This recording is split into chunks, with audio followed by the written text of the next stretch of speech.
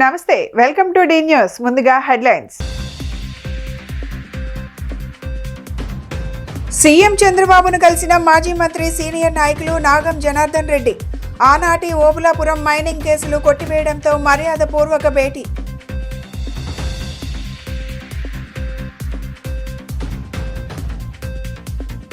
నగరంలో విస్తృతంగా పర్యటిస్తున్న మున్సిపల్ కమిషనర్ ధ్యానచంద్ర. ఎండాకాలం నాటి నీటి ఎద్దడి లేకుండా తగు చర్యలు చేపట్టాలని అధికారులకు ఆదేశం.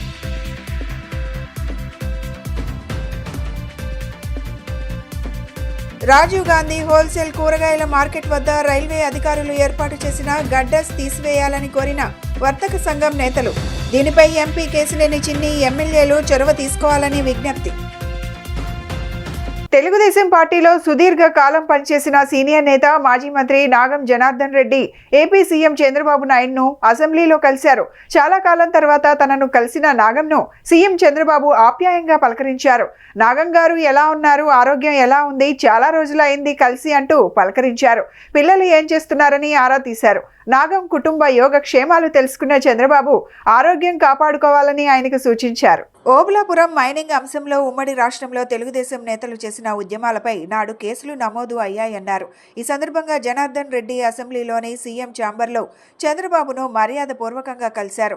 ఆనాటి కేసులను ఎట్టకేలకు కొట్టివేయడంపై చంద్రబాబు హర్షం వ్యక్తం చేశారు. భేటీ సందర్భంగా ఇరువురు నేతలు పలు పాత ఘటనలను గుర్తు చేసుకున్నారు. నాగం ఫైర్ బ్రాండ్ గా ఉండేవారని, పార్టీ ఆదేశిస్తే దూసుకుపోయే వాళ్ళని ఈ సందర్భంగా సీఎం అన్నారు.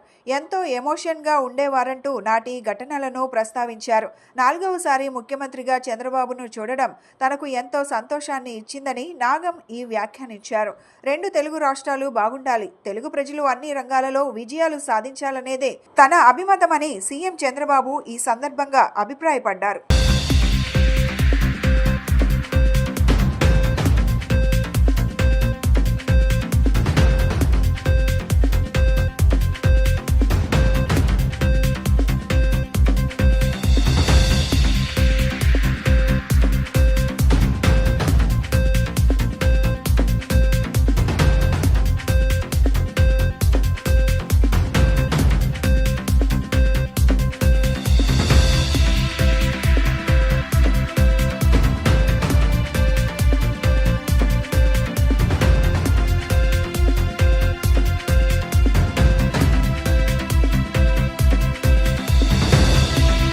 ఎండాకాలంలో నీటి ఎద్దడి లేకుండా బోర్స్ ను పునరుద్ధరించడం విజయవాడ నగరపాలక సంస్థ కమిషనర్ ధ్యానచంద్ర ఆదేశాలు జారీ చేశారు.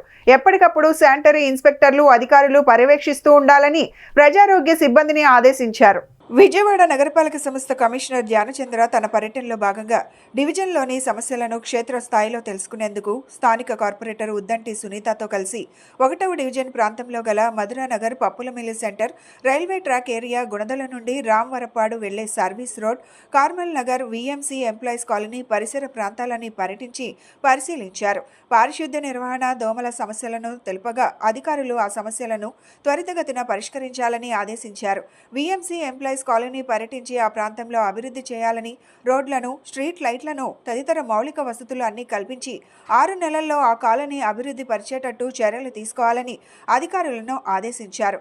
ఖాళీ స్థలాల్లో పారిశుద్ధ్య నిర్వహణ సక్రమంగా జరగాలని, యజమానులకు నోటీసులు జారీ చేసి వారి స్థలాలను పరిశుభ్రంగా ఉంచాలని, దాన్ని ఎప్పటికప్పుడు శానిటరీ ఇన్స్పెక్టర్లు, అధికారులు పర్యవేక్షిస్తూ ఉండాలని ప్రజారోగ్య సిబ్బందిని ఆదేశించారు.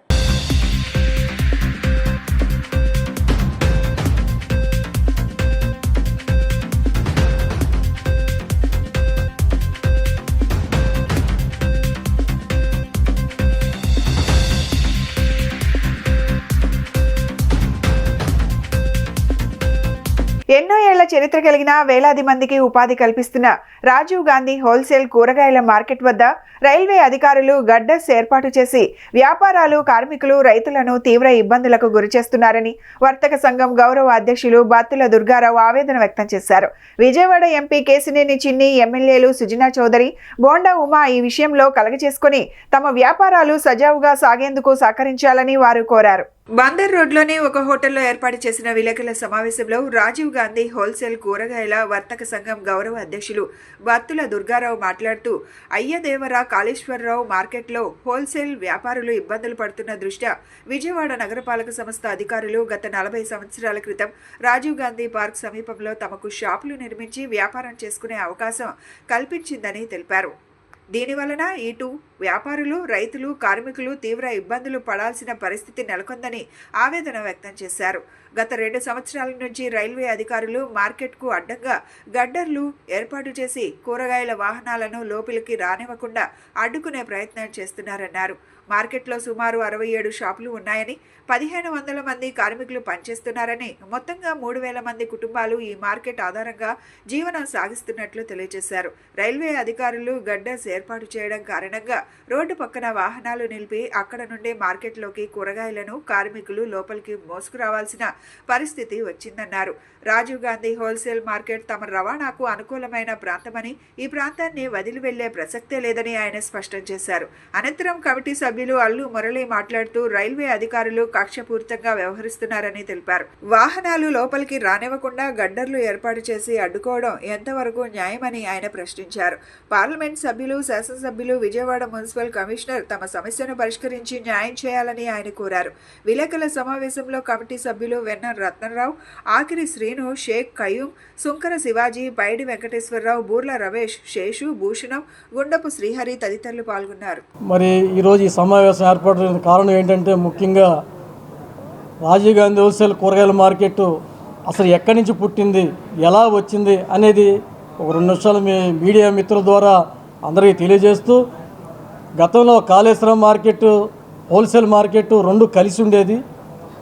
తర్వాత పబ్లిక్ పెరిగి జనాభా పెరుగుదల దృష్టిలో పెట్టుకొని అప్పుడున్నటువంటి అధికారులు, నాయకులే కానివ్వండి, ఈ ట్రాఫిక్ నియంత్రణ దృష్టిలో పెట్టుకొని 1986లో రాజీవ్ గాంధీ పార్కులో మార్చడం జరిగింది. మా సభ్యులందరూ కూడా అక్కడ షిఫ్ట్ చేసి వ్యాపారాలు చేసుకుంటూ వచ్చాము. అక్కడ గత 6 సంవత్సరాలు అక్కడ వ్యాపారం చేస్తూ తర్వాత పక్కన ఉన్నటువంటి స్థలంలో 1992లో మాకు షాపుల నిర్మాణం కట్టివ్వడం జరిగింది.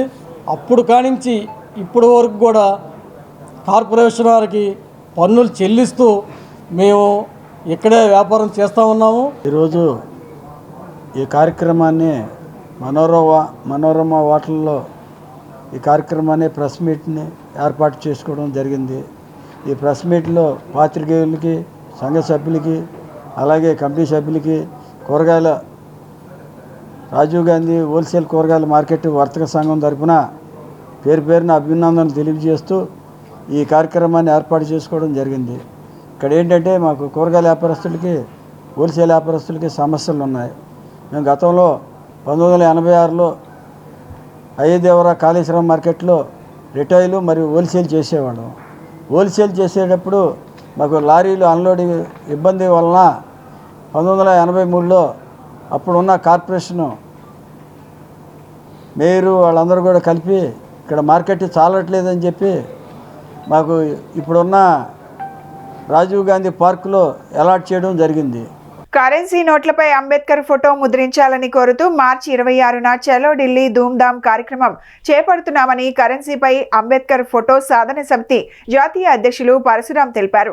ఈ మేరకు ఆయన గాంధీనగర్ ప్రెస్ క్లబ్ నందు విలేకరుల సమావేశం జరిపారు. ఈ సందర్భంగా ఆయన మాట్లాడుతూ కరెన్సీ నోట్లపై అనేక ముద్రలను చేశారు, కానీ ఆర్బీఐని తీసుకువచ్చిన అంబేద్కర్ కు మాత్రం అన్యాయం జరిగిందని తెలిపారు.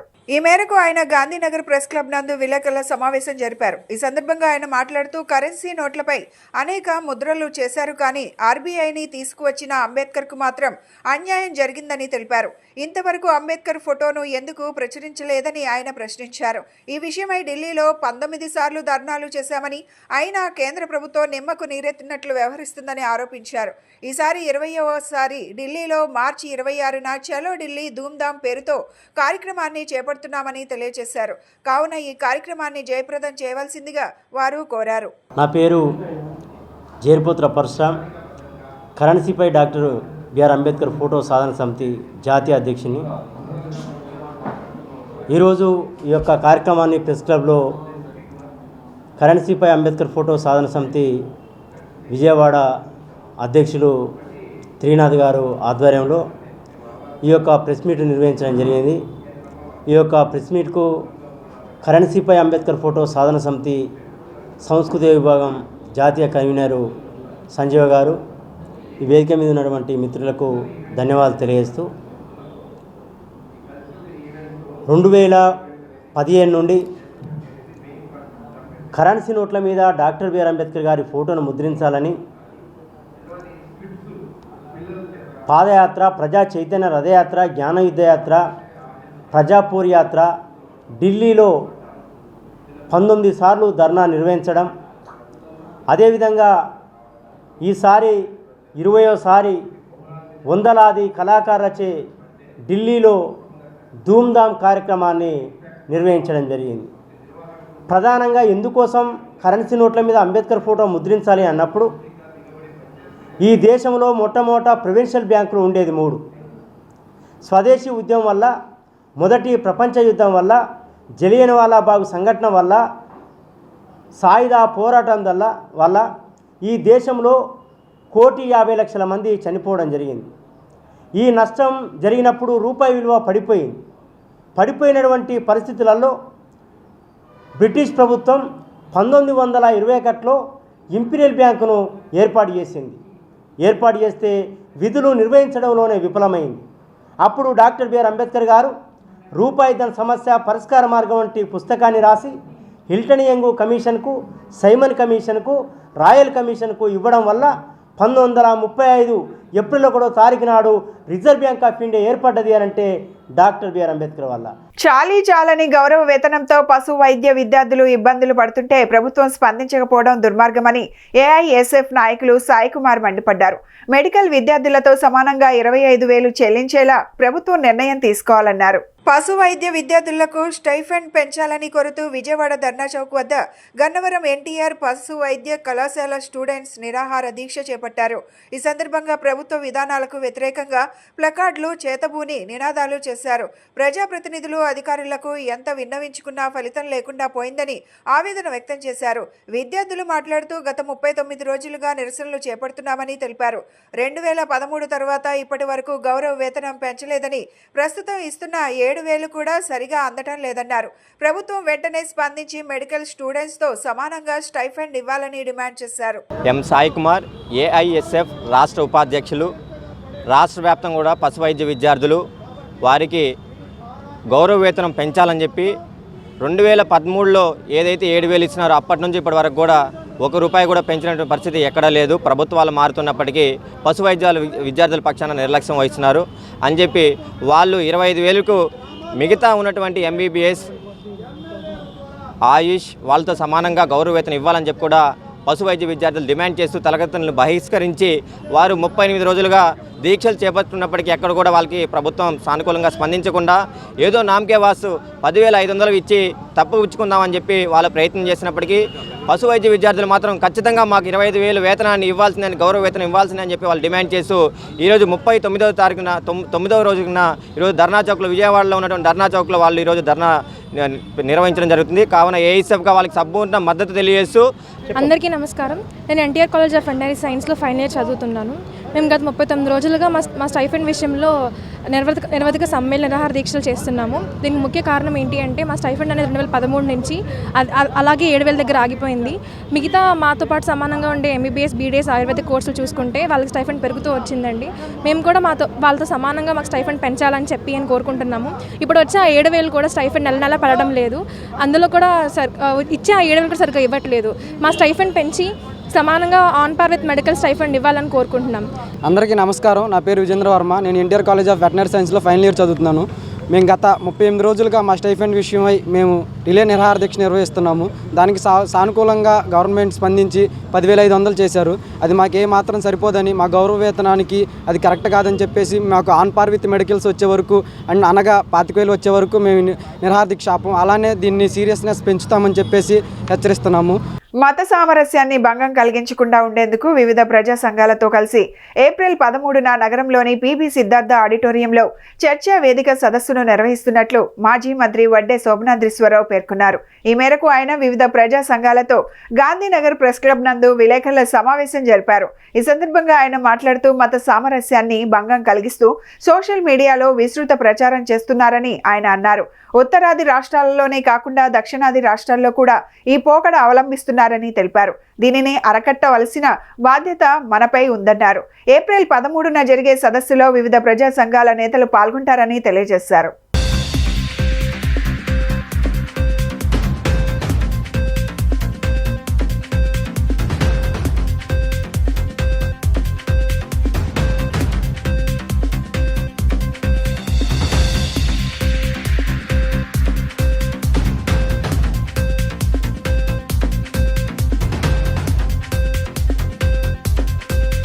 ప్రత్యేకంగా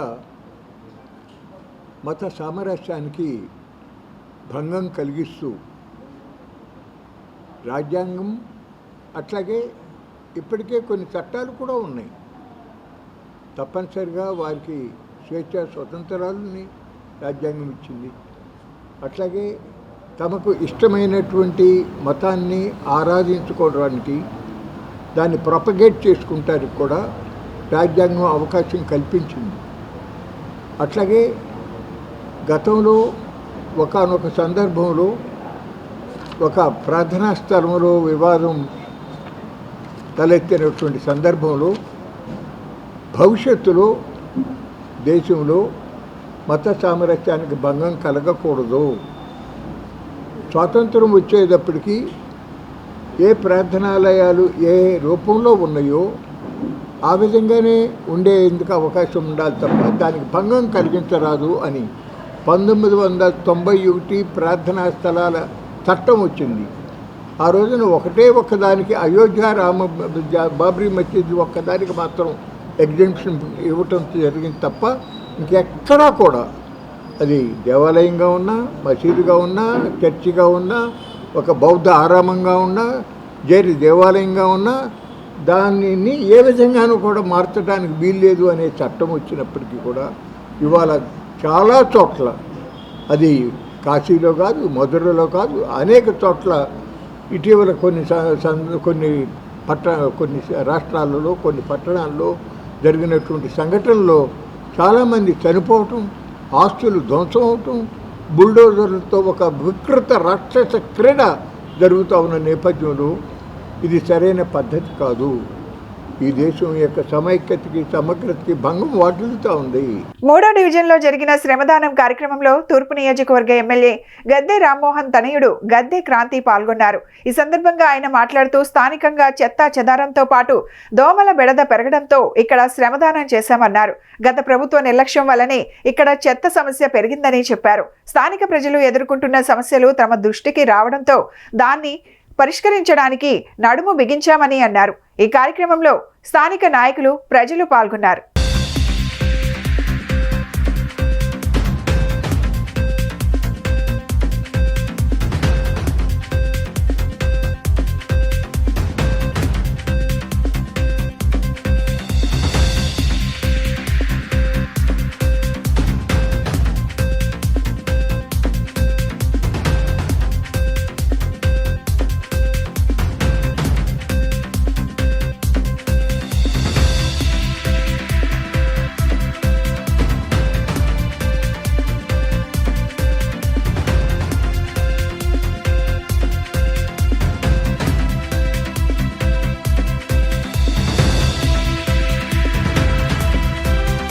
ఈరోజు విజయవాడ తూర్పు నియోజకవర్గంలో 3వ డివిజన్లో గాంధీ బొమ్మ సెంటర్ దగ్గర శ్రమదానం చేయటం జరుగుతూ ఉంది.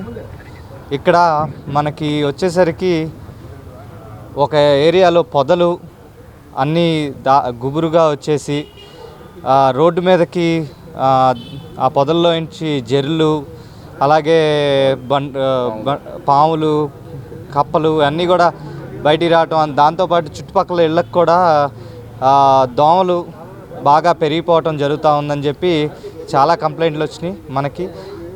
ఇది ఇక్కడ క్లీనింగ్ అనేది గతంలో 2017లో ఒకసారి జరిగింది తెలుగుదేశం ప్రభుత్వం హయాంలో. దాని తర్వాత గత ప్రభుత్వంలో దీన్ని పట్టించుకున్న నాదుడే లేదు అని మనకి చాలా కంప్లైంట్స్ కూడా వచ్చినాయి.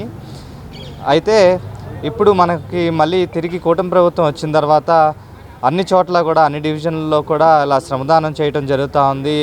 ఎక్కడైనా ఇలాగా క్లీన్గా లేకపోతే పరిసరాలన్నీ మనం సొంతగా క్లీన్ చేయటం అనేది జరుగుతూ ఉంది. ఈరోజు ఈ 3వ డివిజన్ నాయకులంతా కలిసి దాంతోపాటు మా గద్దె రామ్మోహన్ గారిని అడిగితే ఈరోజు ఇక్కడ మనందరం కలిసి క్లీన్ చేద్దామని ఇలాగ ఈ కార్యక్రమం స్టార్ట్ చేయటం జరిగింది.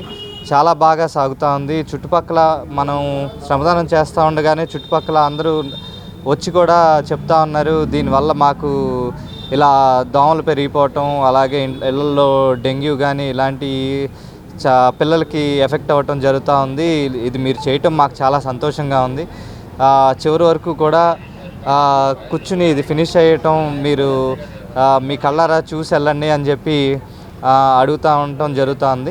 తనపై తప్పుడు ఆరోపణలు చేసిన షేక్ బాబుపై 100 కోట్ల పరువు నష్టం దావా వేస్తున్నానని రిపబ్లిక్ పార్టీ ఆఫ్ ఇండియా జాతీయ కార్యదర్శి పేరం శివనాగేశ్వరరావు గౌడ్ తెలిపారు. పార్టీలో ఎంతో క్రమశిక్షణతో తాను ముందుకు వెళ్తున్నానని, తనపై పోలీస్ స్టేషన్లో ఒక్క కేసు కూడా ఇంతవరకు లేదని, పేదల పక్షాన పోరాటం చేస్తున్నానని, అలాంటి తనపై నీలాప నిందలు వేస్తే కఠిన చర్యలు తప్పవని అన్నారు. ఈ మేరకు ఆయన బుధవారం గాంధీనగర్ విలేకరుల సమావేశం జరిపారు. ఈ సందర్భంగా ఆయన మాట్లాడుతూ నెల్లూరు జిల్లాలో పార్టీ అభివృద్ధి కార్యక్రమంలో భాగంగా పర్యటిస్తూ ఉండగా అక్కడ విలేకరుల సమావేశంలో తనపై తప్పుడు ఆరోపణలు చేసిన షేక్ బాబు వ్యాఖ్యలను ఖండించారు. బోరగడ్డ అనిల్ కుమార్కు మిత్రుడైన షేక్ బాబు అనే వ్యక్తి కాంట్రాక్టర్ల వద్ద డబ్బులు వసూళ్లకు పాల్పడుతున్నాడని తెలిసిన తనపై ఎలాంటి చర్యలు తీసుకోలేదని, అలాంటి వ్యక్తి నెల్లూరులో ప్రెస్ మీట్ పెట్టి పార్టీలో 6 సంవత్సరాల క్రితం తనను సస్పెండ్ చేశామని, పార్టీలో కొనసాగించడం లేదని తప్పుడు ఆరోపణలు చేశారన్నారు. 10 సంవత్సరాలుగా పార్టీకి అంకిత భావంతో పనిచేస్తూ విలువలకు ప్రాధాన్యతనిస్తూ రామ్దాస్ అత్వాలే నాయకత్వంలో ప్రజాసేవ చేస్తున్నానని, 2019వ సంవత్సరం మైలవరం ఎమ్మెల్యేగా, విజయవాడ మచిలీపట్నం పార్లమెంట్ ఎంపీగా పోటీ చేశానని, ఆంధ్రప్రదేశ్ అభివృద్ధికి కొరకు చంద్రబాబు నాయుడు నాయకత్వం అవసరం ఉందని, కేంద్ర మంత్రి రామ్దాస్ అత్వాలే భాగస్వామిగా ఎన్డీఏ కూటమికి మద్దతు ఇవ్వడం జరిగిందన్నారు. ఇరిగేషన్ ప్రాజెక్టులపై పేదల పక్షాన పోరాటం చేశానని, తన మీద రకరకాల వదాంతాలు పుట్టిస్తున్నారన్నారు. షేక్ బాబు బోరగడ్డ అనిల్ ముఖ్య అనుచరుడని, అలాంటి వ్యక్తిని నెల్లూరు ప్రజలు గుర్తించాలన్నారు. చేయడానికి మేము ఎప్పుడు కూడా మరి మీడియా మిత్రులతో కలిసి పోరాటం చేస్తున్నా. మరి మీరందరి సహకారంతో మొన్న ఇరిగేషన్ ప్రాజెక్టుల మీద మరి యొక్క నీరు, కృష్ణానది నీరు వరదలా కిందకి వెళ్ళిపోతున్నాయి, సముద్రం గర్భంలో కలుస్తున్నాయి. దాని మీద అందరం కలిసి పోరాటం చేయడం వల్ల కేంద్ర ప్రభుత్వం 500 కోట్ల రూపాయలు మరి దాన్ని రీపేమెంట్ లేకుండా బడ్జెట్ రిలీజ్ చేయడం, మరి ఇదంతా కూడా నాదొక్కటే విజయం కాదు, మీరందరూ కూడా అని చెప్పి మీ అందరూ మీడియా మిత్రులు మరొకసారి ధన్యవాదాలు తెలియజేస్తున్నాను. మరి అదేవిధంగా మరి మీరందరూ తెలుసు, నేను రిపబ్లిక్ పార్టీ ఆఫ్ ఇండియా నుంచి గత 10 సంవత్సరాల నుంచి సేవ చేస్తున్నాను. మరి లాస్ట్ 2024న 11 నెలల క్రితం నేను విజయవాడ పార్లమెంటు సభ్యుడిగా పోటీ చేసి ఉన్నాను. మరి మా మంత్రి గారు కూడా కేంద్ర మంత్రి రామ్దాస్ అత్వాలే, జాతీయ అధ్యక్షులు గౌరవనీయులు శ్రీ రామ్దాస్ అత్వాలే గారు 25 పార్లమెంటు స్థానాల్లో ఒక్కటే విజయవాడ పార్లమెంటు స్థానానికి republic party of India Athawale నుంచి నేను ఒక్కడే పోటీ చేయడం జరిగింది. మరి అందులో భాగంగా పోటీ చేసి ప్రచార తరుణంలో మరి ఆంధ్రప్రదేశ్కి చంద్రబాబు నాయుడు గారి నాయకత్వం, వారి యొక్క తెలివితేటలు యొక్క రాష్ట్రానికి అవసరమై ఉన్నదని చెప్పి ఆ కేంద్ర మంత్రి గారు మోడీ గారితో మాట్లాడి తర్వాత మమ్మల్ని విత్డ్రా చేయటం అంటే జరిగింది. మరి దాన్ని కూడా కేంద్ర మంత్రి గారు విజయవాడ ఐలాపురం హోటల్లో వచ్చి మరి రెండు రోజులు ఉండి మరి చంద్రబాబు నాయుడు గారితో మాట్లాడి తద్వారా మాకు కూడా రిపబ్లిక్ పార్టీ ఆఫ్ ఇండియా తరఫున శాసన మండలిలో స్థానం కల్పిస్తారని చెప్పి కూడా మరి గౌరవ నాయకులు మాజీ శాసన మండలి సభ్యులు శ్రీ వరలరామయ్య గారు, మరి ఆయన జాతీయ ప్రధాన కార్యదర్శి గారు మాట్లాడటం జరిగింది. మరి ఈ తరుణంలో మరి నిన్నగా మొన్న నెల్లూరులో రిపబ్లిక్ పార్టీ ఆఫ్ ఇండియా అభివృద్ధిలో భాగంగా నేను నెల్లూరులో కల్చర్ విభాగానికి ఒక రాష్ట్ర అధ్యక్షునిగా నియమించడం జరిగింది. ఆయన గౌరవనీయులు శ్రీ మిర్యాల వెంకటరామయ్య గారు. ఆ విధంగా తరుణంలో మేము వెళ్ళి రావటం చూస్తే ఒక షేక్ మహబూ అనే వ్యక్తి ఆర్టీసీ రిటైర్డ్ కార్మికులకు వృద్ధులకు ఇచ్చు సామాజిక పెన్షన్ను ఇవ్వాలని ఏపీఎస్ఆర్టీసీ రిటైర్డ్ ఎంప్లాయీస్ అసోసియేషన్ సభ్యులు కోరారు. రేపు విజయవాడ ధర్నా చౌక్ నందు నిరసన దీక్ష చేస్తున్నామని పేర్కొన్నారు. ఆర్టీసీ రిటైర్డ్ కార్మికులకు కూడా ఈ రాష్ట్రంలో వృద్ధులకు ఇచ్చే పెన్షన్ ఇవ్వాలని గాంధీనగర్ ప్రెస్ క్లబ్ నందు ఏపీఎస్ఆర్టీసీ రిటైర్డ్ ఎంప్లాయీస్ అసోసియేషన్ సభ్యులు విలేకరుల సమావేశం జరిపారు. ఈ సందర్భంగా రాష్ట్ర ప్రధాన కార్యదర్శి ఆంజనేయులు మాట్లాడుతూ తాము ఏపీఎస్ఆర్టీసీలో తమ జీవితకాలం పనిచేసే రిటైర్మెంట్ అయ్యామని తెలిపారు. రిటైర్మెంట్ డబ్బులను తమ పిల్లల చదువులకు, ఉద్యోగాలకు, పెళ్లిళ్లకు వినియోగించామని తెలిపారు. 2014వ సంవత్సరం ముందు నుంచి రిటైర్మెంట్ అయిన వాళ్ళకి పీఎం పెన్షన్ కింద 1000 రూపాయలు మాత్రమే ఇస్తున్నారని, తమకు ఈ పెన్షన్ సరిపోక అప్పులు పాలయ్యామని ఆవేదన వ్యక్తం చేశారు. దయచేసి రాష్ట్ర ముఖ్యమంత్రి చంద్రబాబు తమ పరిస్థితిని అర్థం చేసుకుని తమకు వృద్ధులకు ఇచ్చు సామాజిక పెన్షన్ను ఇవ్వాలని కోరుతున్నామన్నారు. నా పేరు K R Anjaneyulu, APSRTC retired employees association రాష్ట్ర జనరల్ సెక్రటరీ. మేము ఆర్టీసీలో 30-35 సంవత్సరాలు పనిచేసాం. మాకు ఆర్టీసీలో ఆనాటి నుంచి ఈనాటి వరకు కూడా పెన్షన్ లేవు. కానీ ఇవాళ ఉన్నటువంటి కార్పొరేషన్ ఆర్టీసీలో జీతాలు ఎక్కువగానే ఉండేవి. మాకు అప్పుడు కూడా చాలా తక్కువ జీతాలు ఉండేవి. రిటైర్ అయిపోయిన తర్వాత కూడా చాలా తక్కువ అమౌంట్లు వచ్చినాయి. పిల్లల్ని కూడా పెద్దగా చదివించుకోలేని పరిస్థితి ఆ రోజుల్లో. ఆ వచ్చినటువంటి అమౌంట్తో పిల్లల పెళ్ళిళ్ళు అవి చేసుకున్నాం. మన ఆంధ్రప్రదేశ్ బైఫర్కేషన్ జరిగిన తర్వాత, మన స్టేట్ సపరేట్ అయిన తర్వాత, నారా చంద్రబాబు నాయుడు గారు ముఖ్యమంత్రి అయిన తర్వాత ఆ రోజుల్లో ఆయన గారికి కూడా దృష్టి తీసుకెళ్ళాం. మాకు పెన్షన్ లేదండి, మా పరిస్థితి, మా బ్రతుకులు ఇలా ఉన్నాయి, మేము 30 సంవత్సరాలు సర్వీస్ చేసాము ప్రజలకి, కానీ మా పరిస్థితి ఇలా ఉంది, బ్రతకడం చాలా కష్టంగా ఉందని చెప్పుకోవడం జరిగింది. నా పేరు నేరి సీతారామయ్య. నేను ఆర్టీసీ రిటైర్డ్ ఎంప్లాయీస్ అసోసియేషన్కి రాష్ట్ర ప్రచార కార్యదర్శి. ఇప్పుడు మేము ముఖ్యంగా వృద్ధులకు వచ్చే సామాజిక పెన్షన్ ఏదైతే ఉందో అది ఇవ్వాలని మేము కోరుకుంటున్నాం. రాష్ట్ర కమిటీ మేము అందరం కూడా తీర్మానం ఏంటంటే, ఆంధ్రప్రదేశ్లో ఉన్న ఎమ్మెల్యేలు అందరి దగ్గరికి వెళ్ళి మెమోరాండం, మా అసోసియేషన్ ఆంధ్రప్రదేశ్లో 13 జిల్లా, మొత్తం అన్ని జిల్లాల్లో కూడా ఉంది. వాళ్ళందరూ కూడా ఇప్పుడు ఈ నెలలో ఎమ్మెల్యేలకి మెమోరాండం ఇచ్చారు. దానిలో భాగంగా మరి ఎమ్మెల్యే మాధవరెడ్డి గారు అసెంబ్లీలో కూడా మాట్లాడటం జరిగింది. అలాగే మేము మంగళగిరి వెళ్ళిస్తే చంద్రబాబు గారు బహిరంగ మాట్లాడేటప్పుడు ఆ అప్లికేషన్ వచ్చినప్పుడు ఆయన కూడా ఆర్టీసీ రిటైర్డ్ వాళ్ళకి కూడా చూడాల్సిన బాధ్యత ఉంది, వాళ్ళని కూడా న్యాయం చేస్తానని కూడా చెప్పడం జరిగింది. మాజీ ఎమ్మెల్యే వల్లభనేని వంశీమోహన్ కేసు గురువారం కోర్టులో విచారణ సాగింది. వంశీ తరపు న్యాయవాది సత్యశ్రీ కోర్టులో వాదనలు వినిపించారు.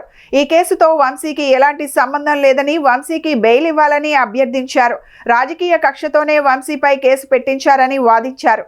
ఇరుపక్షాల వాదన విన్న న్యాయమూర్తి ఈ నెల 17కు వాయిదా వేస్తూ తీర్పునిచ్చారు.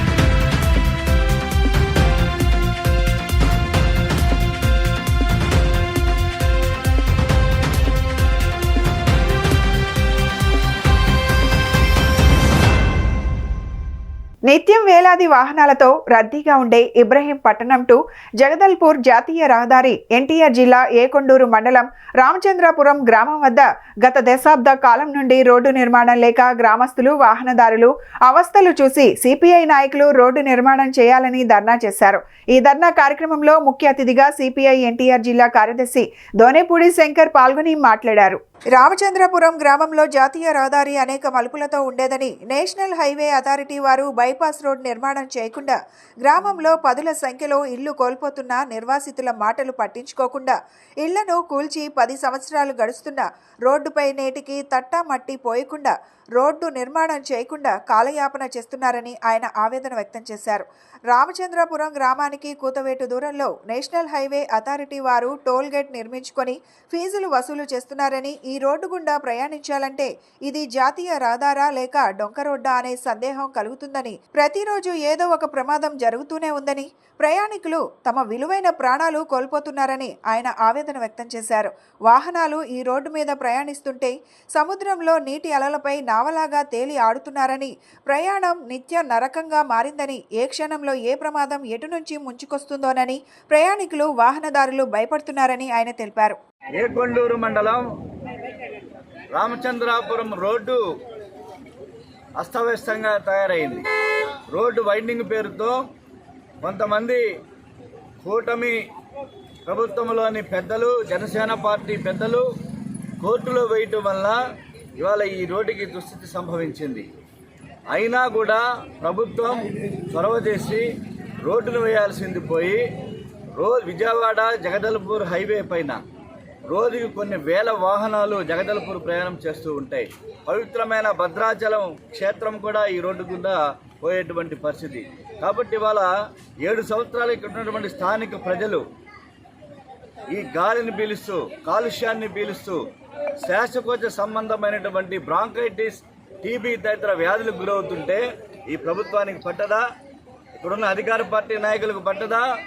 స్వాతి పత్రికల్లో ముచ్చట్లు కాదు కావాల్సింది, మీరు ఇక్కడ ప్రజల కోసం పనిచేయండి, ఇక్కడ రోడ్లు వేయండి.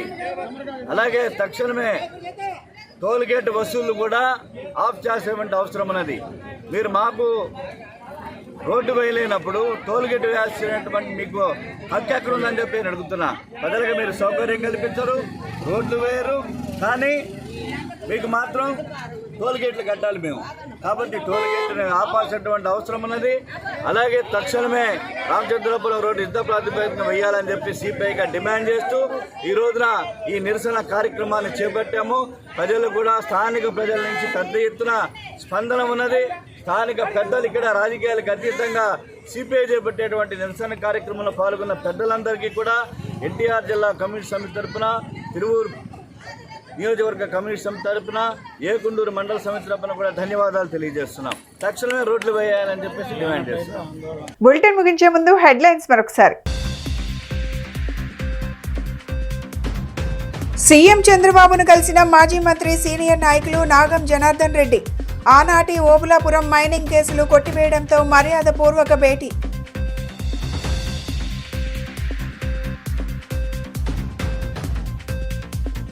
నగరంలో విస్తృతంగా పర్యటిస్తున్న మున్సిపల్ కమిషనర్ జ్ఞానచంద్ర. ఎండాకాలం నాటి నీటి ఎద్దడి లేకుండా తగు చర్యలు చేపట్టాలని అధికారులకు ఆదేశం.